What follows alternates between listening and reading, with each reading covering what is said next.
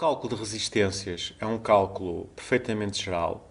Nós estamos a aplicá-lo a um condensador, mas poderia ser aplicado a um condutor com uma forma geral, apesar de, obviamente, se a forma for uma forma um bocado incómoda, nós não podemos calcular isto tudo de caneta e papel. Por isso, nós vamos ilustrar o cálculo de resistências no condensador, calculando uma resistência de fuga, mas não se esqueçam que o método é perfeitamente geral e neste condensador, o que é que nós temos? Temos duas placas paralelas, caso mais simples.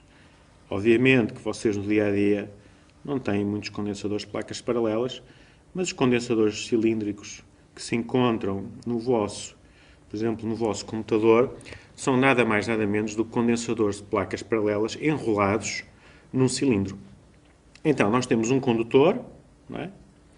É assim o princípio de funcionamento de um condensador. Nós temos um condutor e entre o condutor nós temos um meio que é o dielétrico. Okay? Reparem que, em geral, este dielétrico vai ter uma permitividade elétrica e vai ter, não é, epsilon, e vai ter uma condutividade elétrica. Isto é, se o dielétrico for perfeitamente ideal, a condutividade é nula, mas se o dielétrico for um dielétrico real do dia-a-dia, ele vai ter uma condutividade. E, mais ainda, no dia-a-dia, na realidade, quer a permitividade, quer a condutividade do dielétrico vão variar com a frequência. Isto é, se eu tiver um condensador num circuito de corrente alterna, estes valores vão variar com a frequência da corrente no circuito. Mas nós pretendemos perceber o funcionamento, no caso mais simples, para ilustrar a física do problema, e por isso nós temos então um condutor, o nosso dielétrico, que não é ideal e por isso tem uma condutividade que conduz a uma resistência de fuga, e a outra placa, o outro condutor. Ora, se nós formos ver a que é que isto é equivalente a quê? A uma resistência, que é a resistência da placa de cima, mais a resistência do dielétrico, mais a resistência da placa de baixo. Vamos chamar a resistência do condutor e a resistência do dielétrico. Ora, como vocês sabem, um dielétrico é suposto ser um isolante. E se é suposto ser um isolante, a sua resistência é muito maior que a resistência de um condutor. E por isso a resistência equivalente deste sistema, qual é a resistência equivalente? Vai ser a resistência do dielétrico. Por isso a resistência de um condensador de placas paralelas é completamente dominada pela resistência do dielétrico. Vamos então calcular a resistência. Ora, nós vamos supor no cálculo de resistências o seguinte. Nós sabemos que a diferença de potencial é igual à resistência vezes a corrente que atravessa o dispositivo e, por isso, isto implica que o meu cálculo da resistência vai ser igual, não é? Eu vou aplicar esta expressão, ok? Há dois métodos para calcular resistências. Qual é o primeiro método? Primeiro, assumo uma corrente I. Depois de ter uma corrente I, eu vou calcular o quê? O meu vetor densidade corrente. A simetria permite-me calcular o vetor densidade corrente. Depois, vou passar para o ponto 3, que é calcular o campo elétrico, que é a densidade corrente a dividir por sigma. Depois de ter o campo elétrico, vou calcular a diferença de potencial.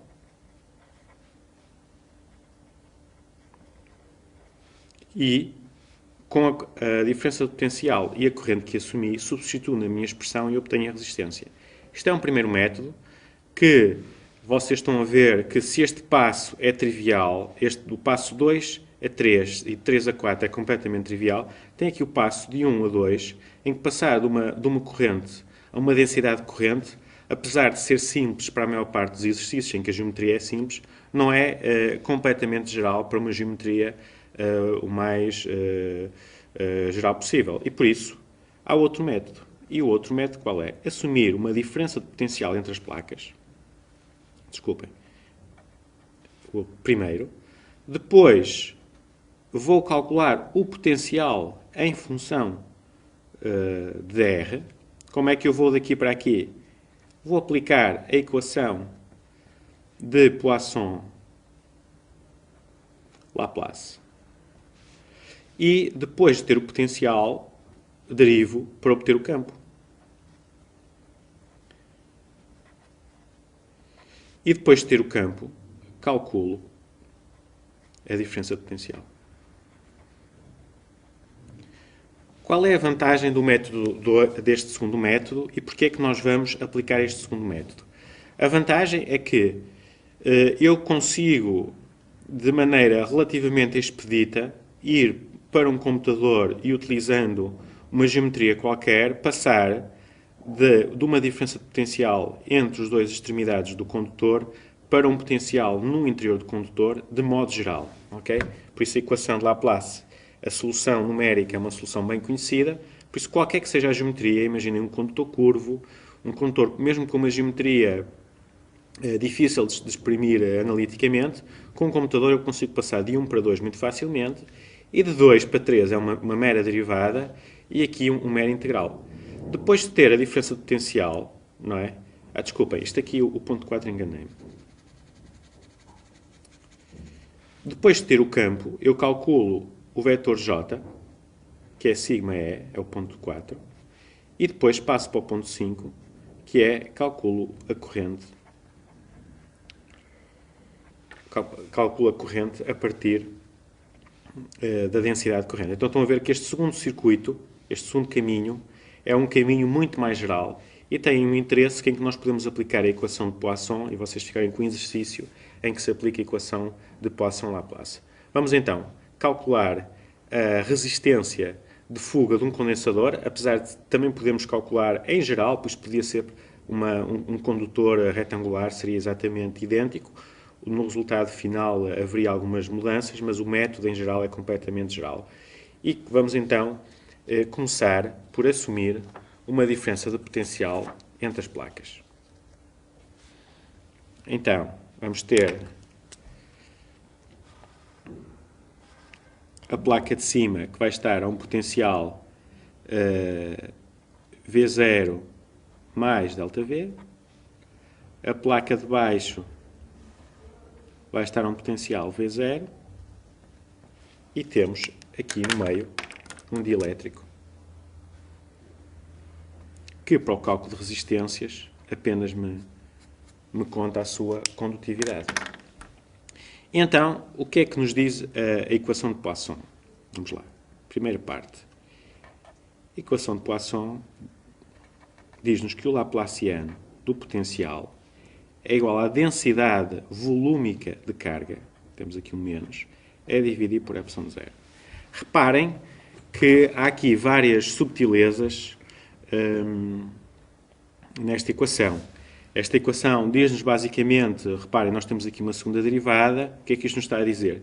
Está a dizer que vai haver máximos ou mínimos de potencial sempre que nós temos densidade de carga. Então vocês estão a ver a segunda derivada de uma função. Quando a segunda derivada é negativa, a função tem um máximo local. Então, quer dizer que temos carga positiva, uma densidade volúmica de carga. Este ρ é a carga total. É a densidade volúmica total de carga.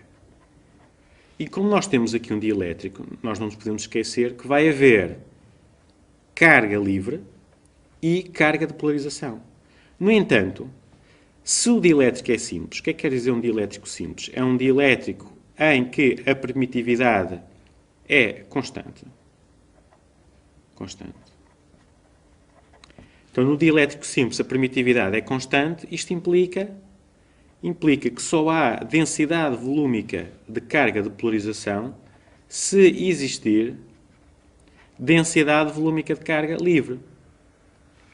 Ora, nós num dielétrico não estamos à espera que haja carga livre, em primeiro lugar, e em segundo lugar nós podemos pensar, imaginem que há uns íons no meio do dielétrico, Mas se houvesse muitos íons no meio dielétrico e esses íons não fossem anulados, a sua carga total não fosse anulada por íons negativos ou eletrões, nós íamos ter um dielétrico com uma carga total não nula.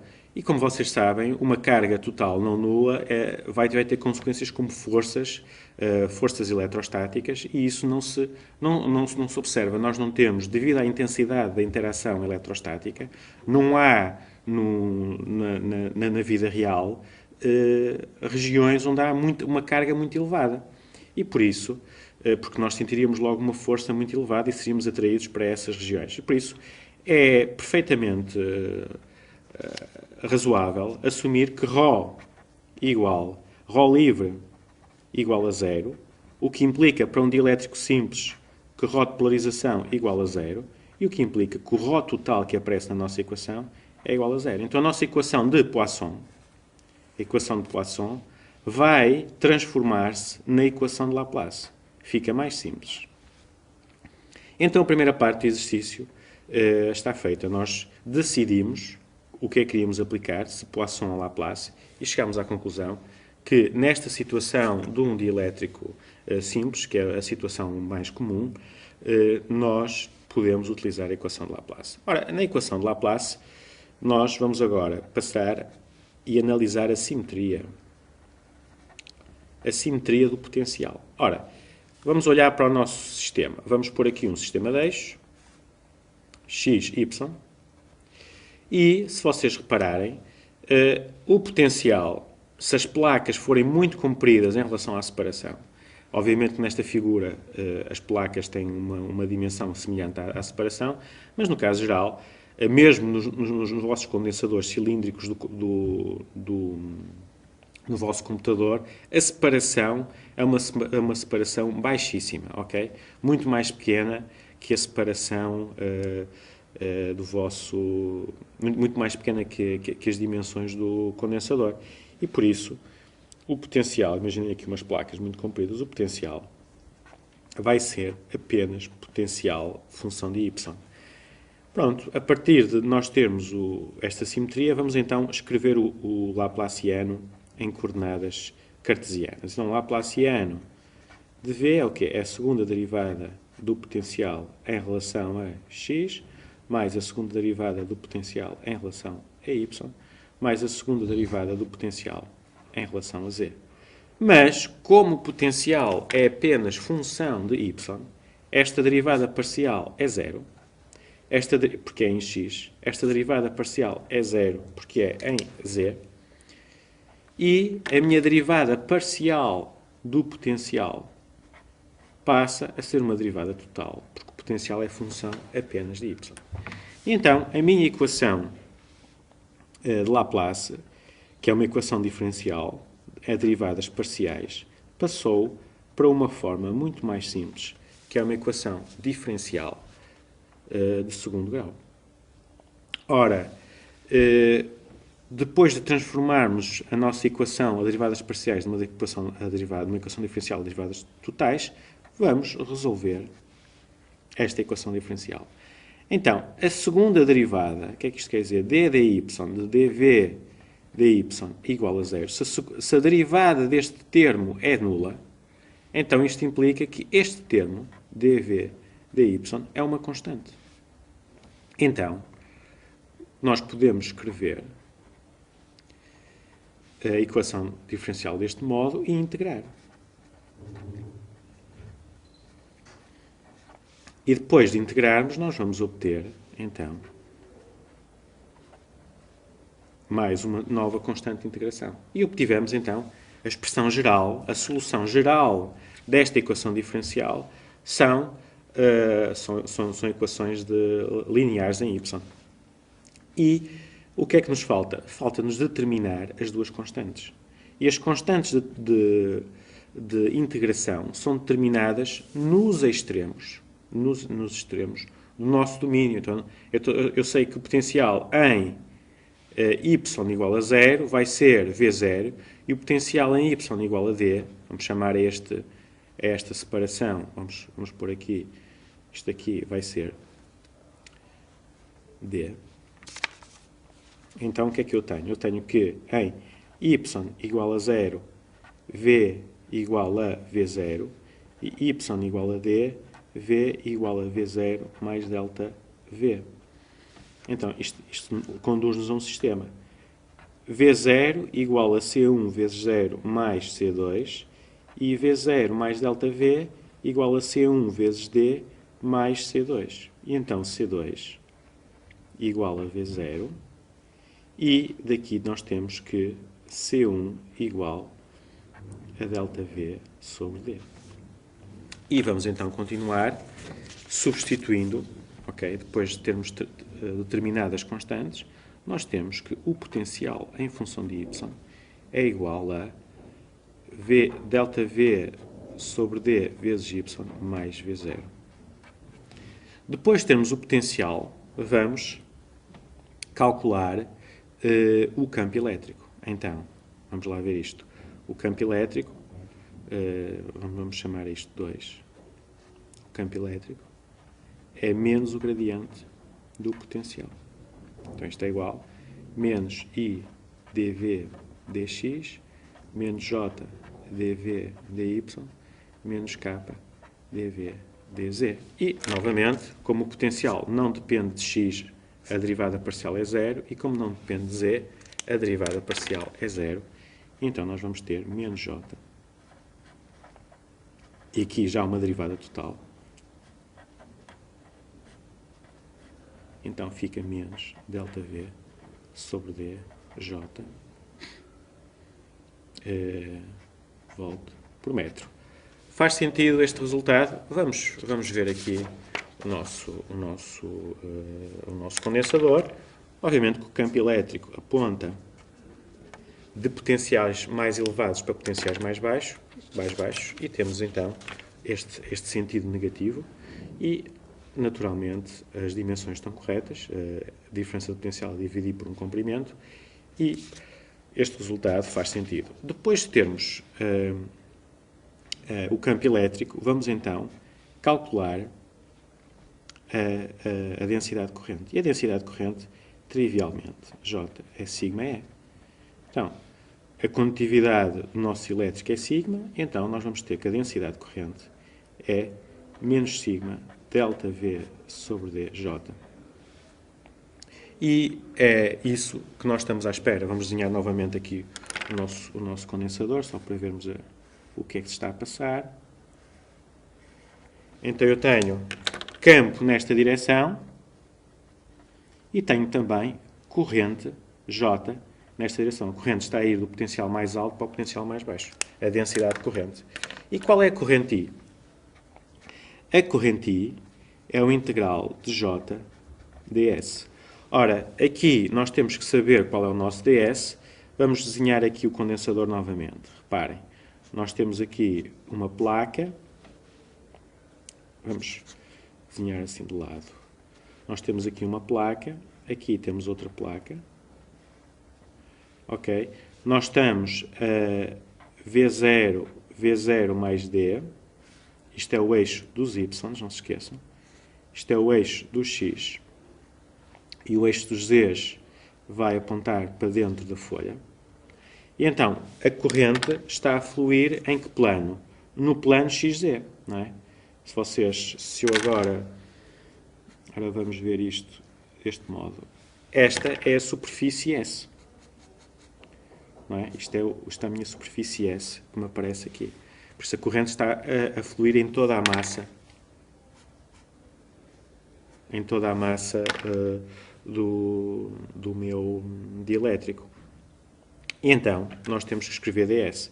E ds vai ser, se o que está a variar aqui é o z e o x, vai ser dx dz, e aponta segundo na perpendicular à superfície. O perpendicular à superfície é o K, é o J, perdão. Ora, nós ficamos na dúvida agora, se vamos escolher mais J ou menos J. Vamos escolher o ds a apontar nesta direção ou a apontar nesta. Ora, na lei de Ohm, nós temos que R igual a ΔV sobre I. E por isso nós se queremos calcular uma resistência, e a resistência é por definição positiva, nós supomos um ΔV, uma diferença potencial positiva, por isso nós queremos uma corrente positiva. Para termos uma corrente positiva, o nosso ds tem que ter o mesmo sentido que J. E qual é o sentido de J? É menos J. Por isso, o sentido do meu ds é este. Menos. Então, J já sabemos, é menos sigma ΔV sobre d J, e vamos então integrar a corrente. I é igual a integral de menos sigma ΔV sobre dj interno com dx dz menos j. E então, reparem que o meu integral é um integral duplo, vamos deixar os limites de integração, vamos só tratar deles mais tarde. Este menos e este menos cortam. Produto interno de j com j é 1. Sigma, ΔV e d não dependem da integração, então nós ficamos com sigma ΔV sobre d. E temos aqui o integral de dx, integral de dz, e vamos integrar entre quem e quê? Vamos chamar isto, é o lado, reparem, o meu condensador de placas paralelas, não é? Se eu tiver aqui, se isto for o x, isto for o y, e lá para dentro são os z's, eu vou ter uma largura que eu vou chamar Lx, e outra, isto é uma profundidade, isto é uma largura que eu vou chamar Ly. Então eu vou ter de 0 a Lx, de 0 a Ly. Então isto é sigma delta V Lx Ly sobre d. Mas o que é Lx vezes Ly?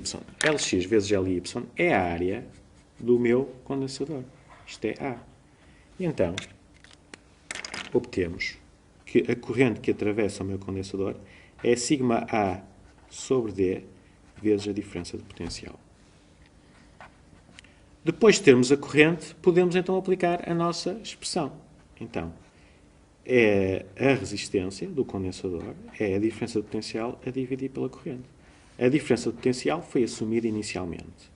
A corrente é sigma A sobre D vezes ΔV.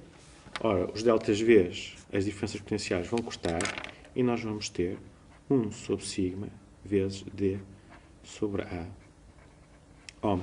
E vamos então fazer a nossa análise da resistência. Ora, nós sabemos que a resistência tem dimensões de o inverso da condutividade vezes o inverso de um comprimento. É o que aqui temos. O inverso da condutividade a multiplicar por um comprimento a dividir por uma área, que é o inverso de um comprimento. Será que a resistência varia da maneira esperada? Então, quanto maior for a condutividade do meu dielétrico, menor será a resistência, como nós estamos à espera. Por outro lado, quanto mais pequena for a separação das placas do nosso dielétrico, mais pequena será a resistência, como nós estamos à espera.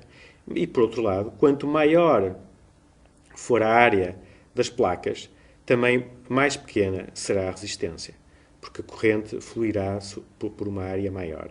E então, este resultado parece lógico e esperamos por isso que esteja correto.